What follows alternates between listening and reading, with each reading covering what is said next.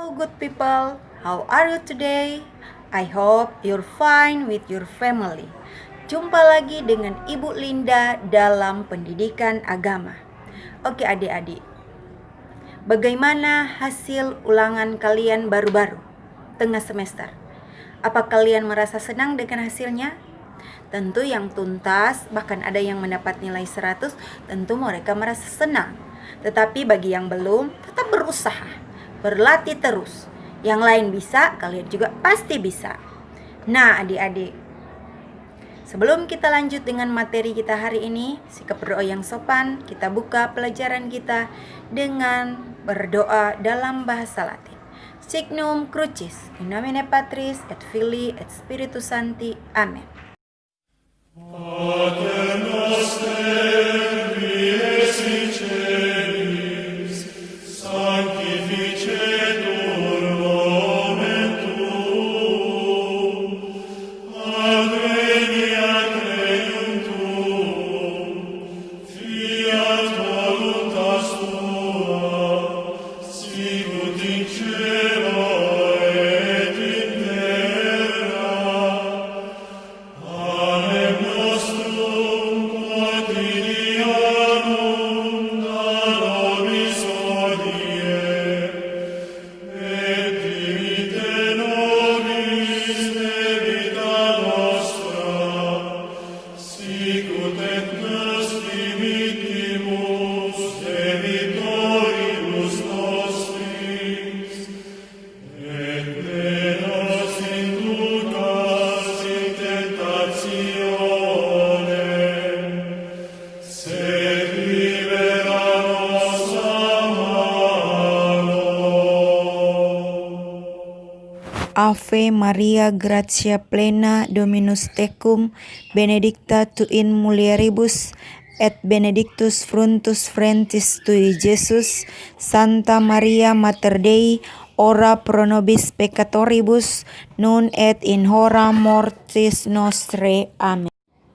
Gloria Patri et Filio et Spiritus Sancto, sicut erat in principio et nun et semper et in saecula saeculorum. Amen.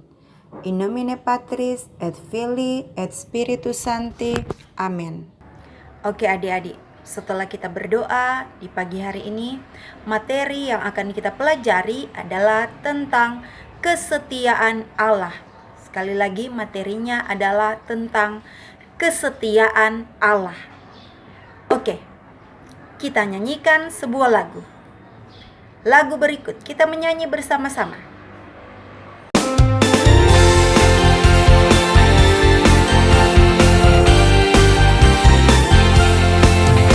Aku diberkati, sepanjang hidupku diberkati.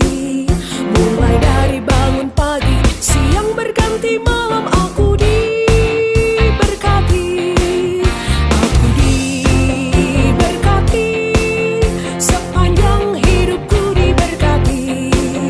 Mulai dari bangun pagi, siang berganti malam aku diberkati.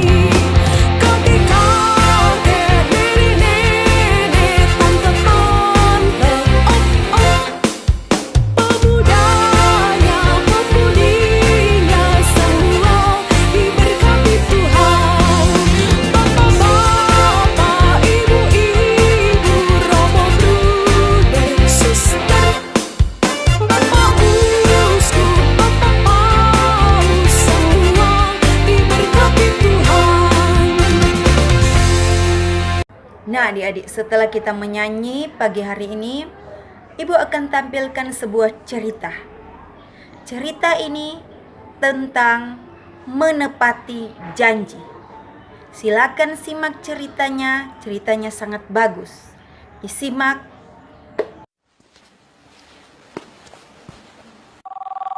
51、到我这儿来，马上， 52、人越多越好啊！ 53、54。那天，我的店里来了2个客人，母子2人却只要了1碗面。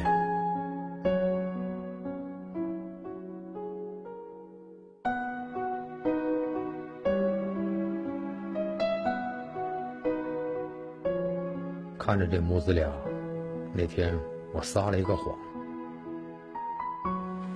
大姐，恭喜您，您是本店今天第100位客人，所以这碗面呢是免费的，您不需要付钱。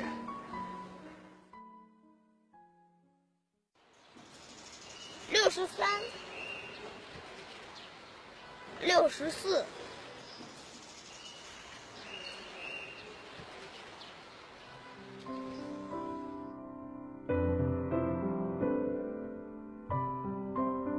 喂，吃了吗？没吃到我这儿来吃吧，抓紧时间过来啊，我请客。对，马上过来，人越多越好啊。97、98。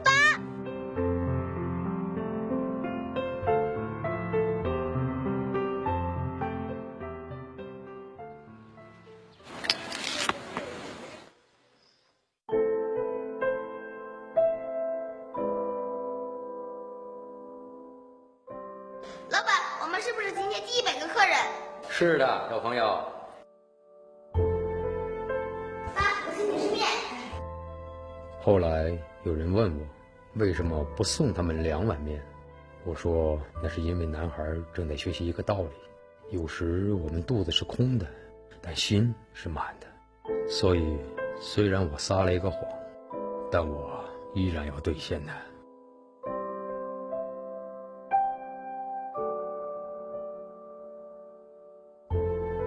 Menolong orang lain berarti memberikan kebahagiaan bagi dirimu sendiri. Priyanto Chan, inspirasi kebaikan. Nah adik-adik, materi kita hari ini dalam kitab suci tentang kesetiaan Allah, Nabi Esra dan Nabi Nehemia. Sekali lagi, Imam Esra dan Nabi Nehemia. Jadi kitab suci akan kita baca pada hari ini. Yang pertama berada dalam kitab Esra 1 ayat 1 sampai 11. Esra 1 ayat 1 sampai 11. Dan selanjutnya dalam kitab Nehemia 8 ayat 1 sampai dengan Nehemia 10 sampai dengan Nehemia 12. Itu materi akan kita pelajari berkenan dengan materi judulnya Kesetiaan Allah. Berikut ceritanya. Kitab Esra dan Nehemia. Dalam kebanyakan Alkitab modern, kedua kitab ini dipisah. Tapi pemisahan ini dilakukan lama setelah kitab ini ditulis. Kitab ini pada awalnya merupakan karya terpadu yang ditulis oleh satu orang. Kisah ini terjadi setelah Babel menghancurkan Yerusalem dan Bait Suci dan membawa banyak orang ke pengasingan. Dan kisah dalam kitab ini terjadi 50 tahun kemudian, serta menceritakan tentang kembalinya sebagian umat Israel ke Yerusalem dan apa yang terjadi ketika mereka membangun kembali kota dan kehidupan mereka di sana. Secara khusus, kitab ini berfokus pada 3 pemimpin kunci yang memimpin upaya pembangunan kembali. Ada Zerubabel, Esra, dan Nehemia.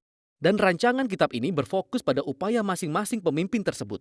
Zerubabel memimpin sekelompok besar orang kembali ke Yerusalem untuk membangun kembali Bait Suci. Lalu sekitar 60 tahun kemudian, Esra tiba di Yerusalem untuk mengajar Taurat dan membangun kembali komunitasnya. Dan kemudian dia diikuti oleh Nehemia yang memimpin pembangunan kembali tembok Yerusalem. Dan ketiga kisah ini dirancang untuk menjadi paralel.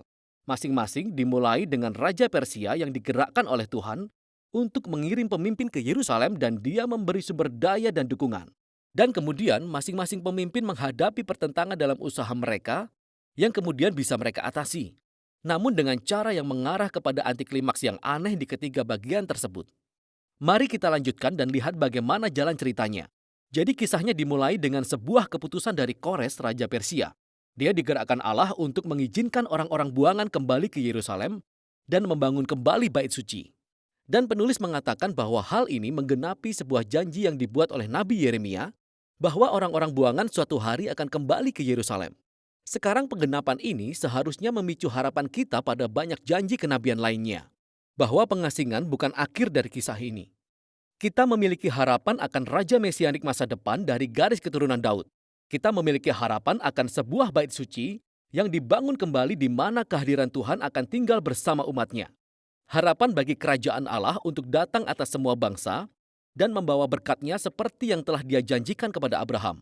Di bagian selanjutnya, kita akan dibawa maju 60 tahun kemudian. Dan kita diperkenalkan kepada sosok Ezra. Dia adalah seorang pemimpin di antara orang-orang Israel yang diasingkan di Babel. Dan dia adalah seorang ahli Taurat dan seorang guru Taurat.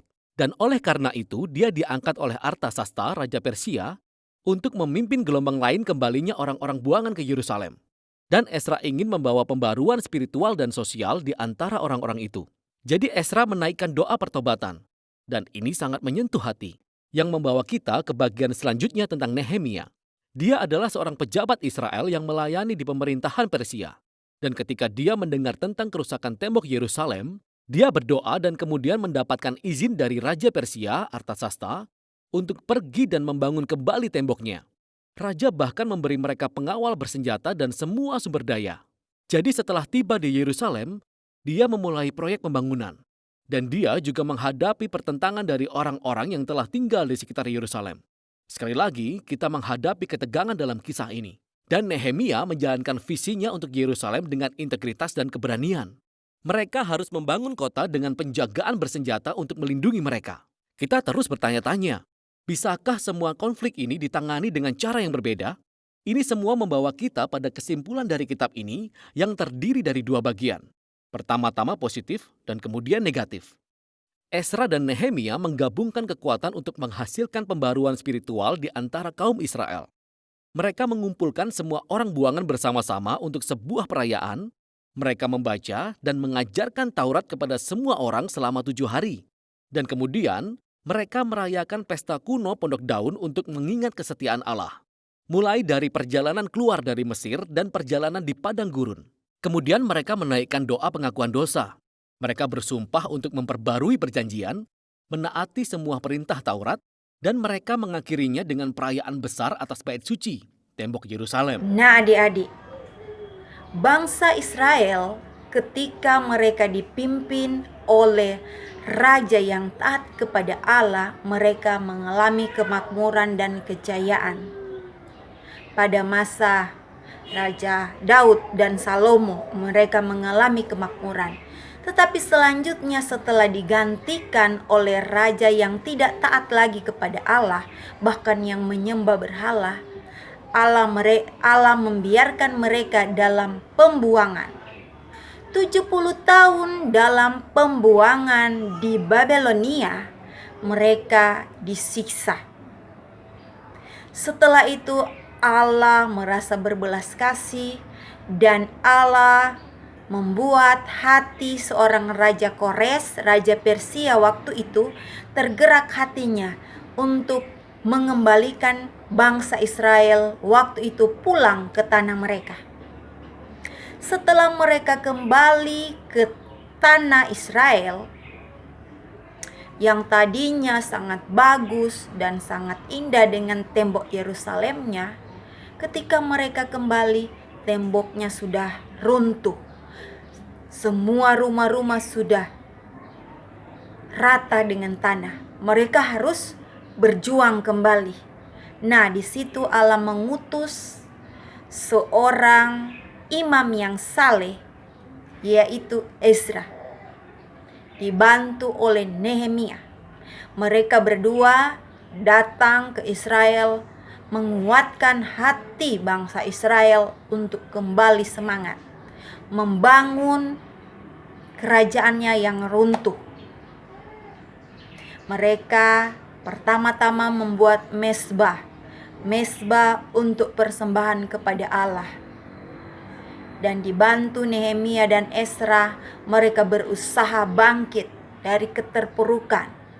Mereka berusaha membangun kembali tembok Yerusalem yang tadinya sudah runtuh.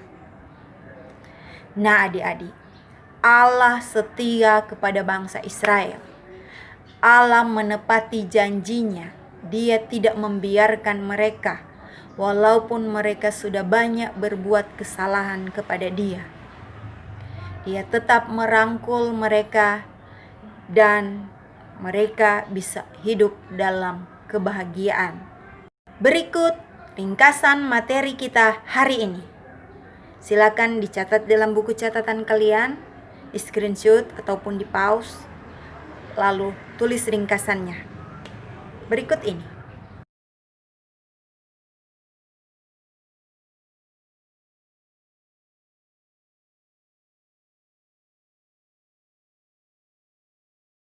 Tugas kalian adalah berikut ini.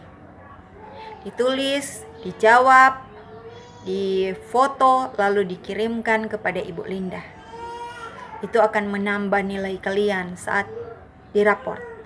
Tetap berusaha, tetap semangat, dan tetap bertahan. Jaga kesehatan, jaga imun, dan perbiasakan hidup sehat. Kita tutup dengan membuat tanda salib. Signum Crucis. Nomine Patris et Filii et Spiritus Sancti. Amen. See you next week. Bye.